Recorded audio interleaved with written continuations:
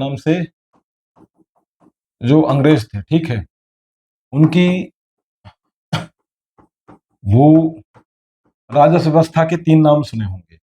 एक आपका स्थाई बंदोबस्त, ठीक है।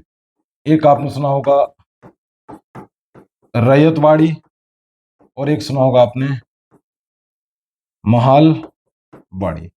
ये 3 बड़ी फेमस, ये समझ लो कि आप अंग्रेजों की परियोजना, योजनाएं, जो भी कहना चाहें, ये टैक्स से संबंधित कुछ उनकी पद्धतियां थी, 3 थी।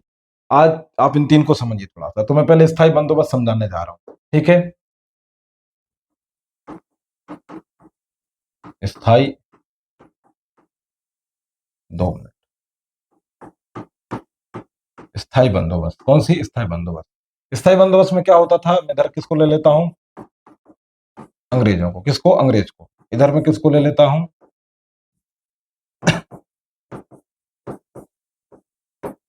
जमींदार को। इधर मैं किसको ले लेता हूं, किसान को। ये बात याद रखना, ये हो गया किसान। स्थायी बंदोबस्त में क्या होता था, टैक्स वसूलना किसका काम था, जमींदारों का। वसूलता किससे था, टैक्स मिलता किसको था, अंग्रेजों को। स्थायी बंदोबस्त में टैक्स वसूला जाता था किसानों से, ये बात याद रखना, ठीक है। वसूलने की जिम्मेदारी किसकी थी, जमींदार की थी। जमींदार टैक्स वसूल कर किसको देता था, अंग्रेजों को देता था। लेकिन जमींदार बड़ा चालाक था, क्योंकि वो भारतीय था, आप जानते हैं, ठीक है। तो उसने क्या हुआ कि इनसे टैक्स वसूल कर, मान लो उदाहरण के लिए 100 रुपए लिए किसानों से, और अंग्रेजों को बताया कि उन्होंने साहब हमको केवल कितने रुपए दिए, 60 रुपए दिए। 40 रुपए की अंग्रेजों को चपत लगा दी और खुद रख लिए। तो स्थायी बंदोबस्त से अंग्रेज क्या हुए, थोड़े से परेशान हो गए, तंग आ गए। तो उन्होंने इस व्यवस्था को बंद कर दिया। तो स्थायी बंदोबस्त में ये काम होता था, बेसिकली आप ये याद रखें, ठीक है, कि जो टैक्स वसूलने की जिम्मेदारी थी वो किसकी थी, जमींदार की थी। और ये जमींदार थे तो जो गांव के होते थे, वो ज्यादातर कौन लोग होते थे, आपको बता दें, ये अमीर लोग ही होते थे। अंग्रेज इन्हीं से कह देते थे, ठीक है, कि भैया तुम किसानों से टैक्स वसूल के हमको दे दो। लेकिन बाद में चालाकी करने लगा, अंग्रेजों ने व्यवस्था कर दी बंद, ठीक है, ये बात है ना, वो इससे तंग आ गए। अब देखो फिर इसके बाद अगली कौन सी है, रैयत वाड़ी। क्या है रैयत वाड़ी? मैं इधर अंग्रेज ले लेता हूं, ठीक है, अंग्रेज, और इधर किसान। क्लियर? किसानों को ही क्या कहा जाता है, रैयत। क्या कहा जाता है, रैयत। आप स्थायी बंदोबस्त में देख रहे थे, बीच में कौन था, जमींदार था। इधर जमींदार नहीं है, रैयतवाड़ी में अंग्रेज सीधे किससे कर लेते हैं, किसान से। किससे लेते हैं, सीधे किसान से लेते हैं। यहां पर जमींदार का जो रोल था, जो भूमिका थी, उसको अंग्रेजों ने क्या कर दिया, डीएन, खत्म। करेक्ट? रैयतवाड़ी में, जिसका नाम है रैयत यानी किसान, किसान बाड़ी में आप कह सकते हो कि अंग्रेजों ने डायरेक्ट किससे कर वसूलना शुरू कर दिया, किसानों से। बीच में कोई नहीं, अंग्रेज और किसान। तो ये थी आपकी कौन सी, रैयतवाड़ी। अब देखिए थोड़ा सा महलवाड़ी।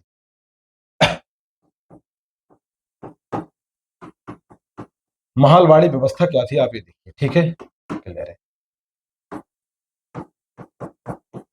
अंग्रेज, ठीक है, गांव का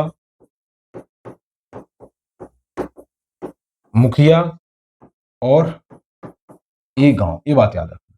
अब देखो इसमें क्या चेंज आया है, महलवाड़ी। महल का मतलब ही क्या होता है, गांव। क्या होता है, महल का मतलब गांव, ठीक है, महलवाड़ी। अंग्रेजों ने क्या कहा कि उसने गांव के किसी एक मुखिया को नियुक्त किया, ठीक है, और गांव के मुखिया से कहा कि भैया तुम पूरे गांव से लगान दोगे। ध्यान रखना, उधर क्या था, पहले में केवल लगान किसको देना था, किसानों को। दूसरे में भी लगभग किस पर भार था, किसानों को। क्लियर? जबकि इसमें क्या कर दिया अंग्रेजों ने, किसी भी व्यक्ति को नियुक्त किया उन्होंने। पहले जमींदार में ज्यादातर कौन होते थे, जो अमीर लोग थे वही होते थे, जबकि इसमें ऐसा नहीं था। अंग्रेज अपने हिसाब से किसी भी व्यक्ति को चुनकर गांव का मुखिया नियुक्त करते थे, और कहते थे तुम पूरे गांव से क्या करो, कर लेकर आओ, ठीक है। अब जैसे अंग्रेजों ने बोल दिया कि जैसे मान लो एक गांव है, उस गांव का नाम क्या है, रामपुर है। रामपुर की जो टैक्स डिसाइड किया, अंग्रेजों ने बोला कि आप हमें 1000 रुपए ला के दो, ठीक है। अब अंग्रेजों ने बोला है चाहे तुम 1000 2 व्यक्तियों से ले लो या पूरे गांव से ले लो, हमको तो बस इतना चाहिए, बात खत्म। तो पहले क्या हो रहा था, व्यक्तियों पे ही लग रहा था, खाली एक विशेष वर्ग पे लग रहा था, किसानों पे। महलवाड़ी में पूरे गांव पे लगाया गया, उसके लिए एक व्यक्ति नियुक्त किया गया, ठीक है, और वो व्यक्ति टैक्स लेकर किसको देता था, अंग्रेजों को देता था। महलवाड़ी। क्लियर है? महल मतलब पूरे गांव पे लगने वाला टैक्स क्या था, महलवाड़ी व्यवस्था थी। तो ये 3 व्यवस्थाएं थी। हम आशा करते हैं इनका जो बेसिक जो फंडामेंटल वो आपको क्लियर हो गया होगा। अब मैं नहीं बताने जा रहा हूँ ये कब शुरू हुई, ठीक है, ये काल नाम जो कार्ड क्या नाम से कानवालिस था उसके टाइम आई, सब हमारा अभी वो फैक्ट है, ठीक है, वो तुम सर्च करोगे तो सब मिल जाएगा।